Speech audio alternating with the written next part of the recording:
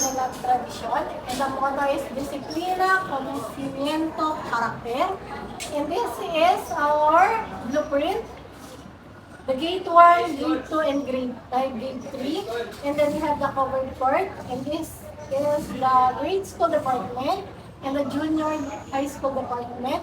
We also have the canteen here, the comfort room, the clinic, the cashier, accounting and budget office, supply office and HR office, the library, the computer lab, and then we also have here beside the gate to the comfort room, the principal's office, and the faculty. So welcome to the Escuela de la Tradicion, a disciplina conocimiento de carácter, or an essentialist school. So let us define first what is an essentialism. So essentialism is a philosophy that involves the importance of identifying and prioritizing the essential aspect of a task, project, or life that involves focus on the vital view, eliminating non-essential, and simplifying and clarifying. So before that, I want you to discuss this school booklet that explain more about the Escuela de la Tradicion.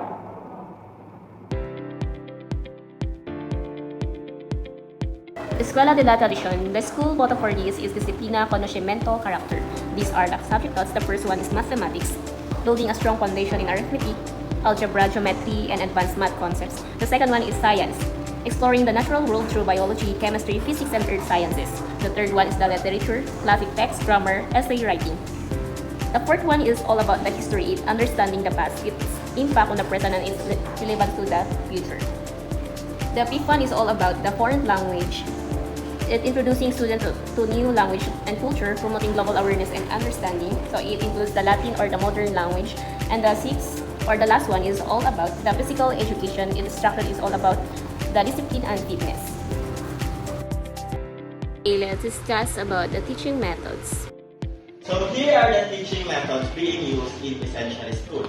First is the primary lecture-based, or also known as direct instruction.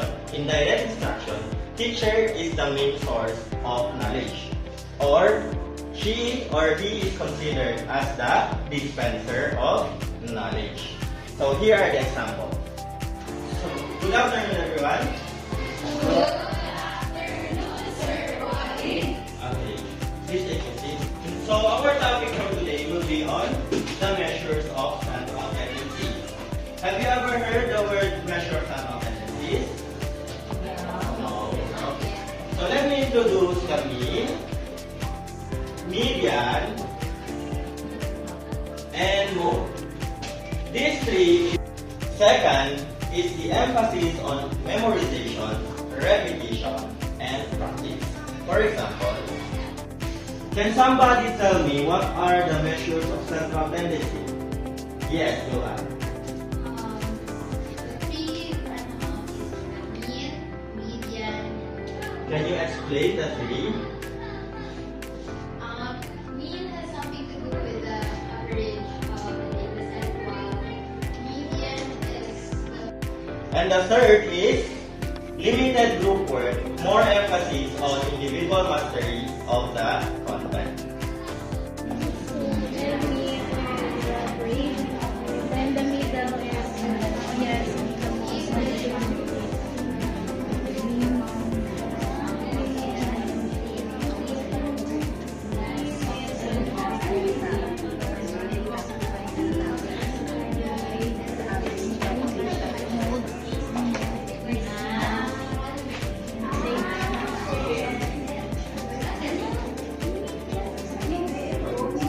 And the last is the use of textbooks, note-taking, drills, and recitation. Now, can you open your textbooks on page number 3?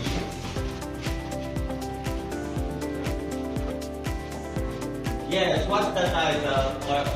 Can somebody tell me what is mean? Yes, go.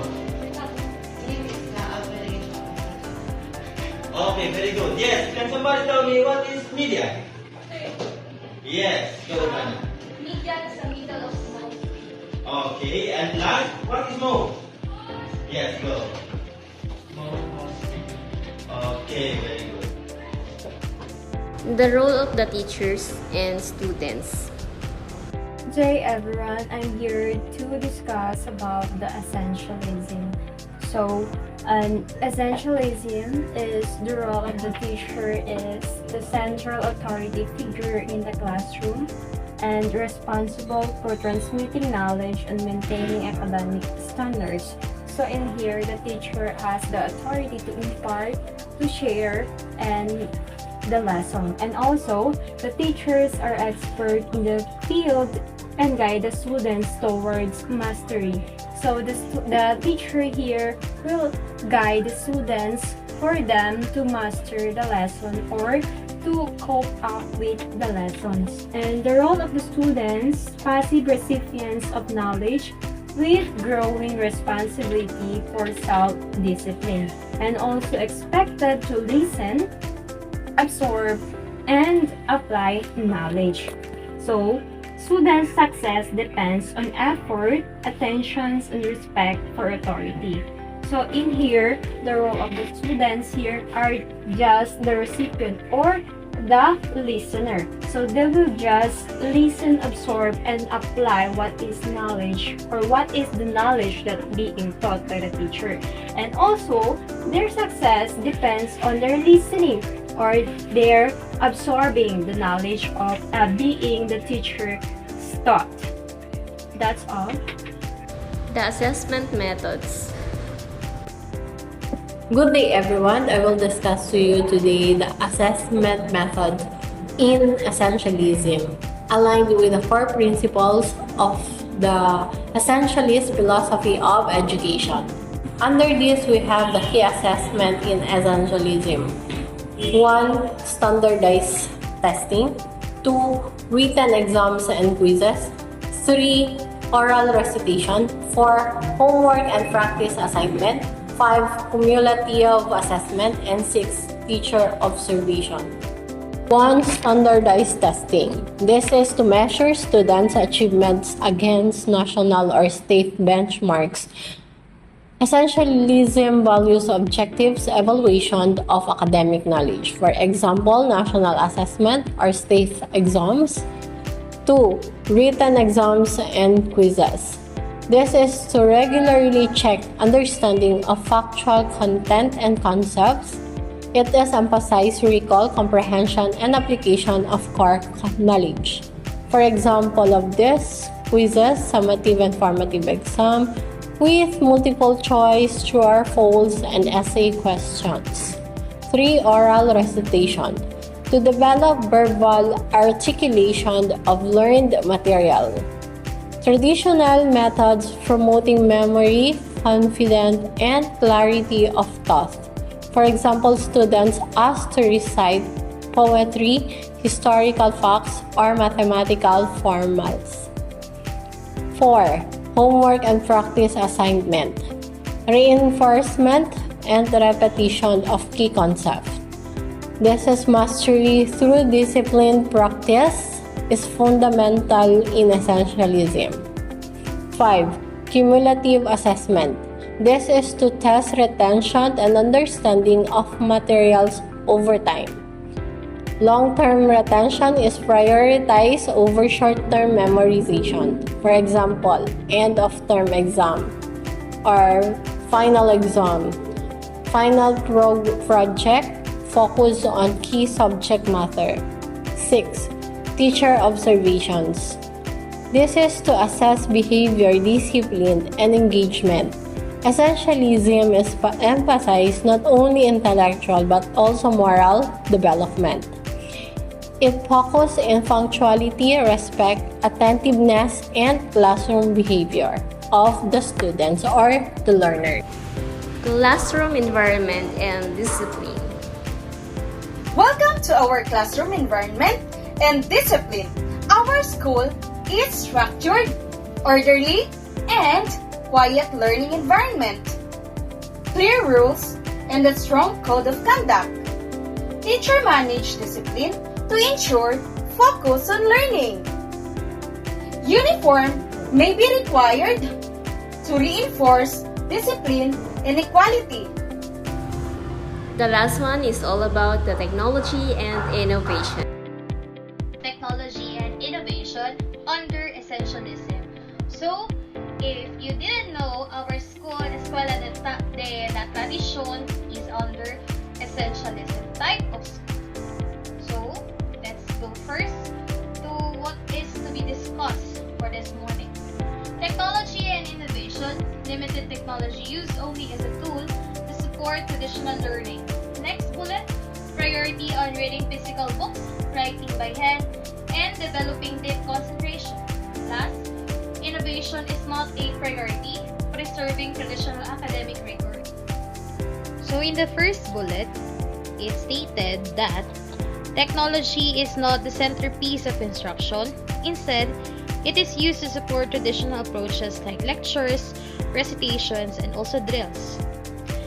We teachers, as essentialist kind of teachers, we believe that learning should primarily focus on fundamental subjects like reading, writing, math, science, with technology serving only as a reinforcement, not as the centerpiece of our instruction. Next, we have also reading physical books. We are on the next bullet. Reading physical books is our top priority. And also practicing handwriting, solving problems only on paper, and memorizing important facts are prioritized over digital substitutes. It also strengthens the focused critical thinking and also the retention of our students, which essentialism value highly. The last bullet, it highlights the word not. Yet, innovation is also, or it is encouraged only if it preserves the integrity of the subject matter and does not compromise traditional standards. Just like, for example, using technology to simulate a scientific process is acceptable, but replacing analytical problem solving with mere app-based shortcuts is also discouraged. Just like using the different technologies nowadays.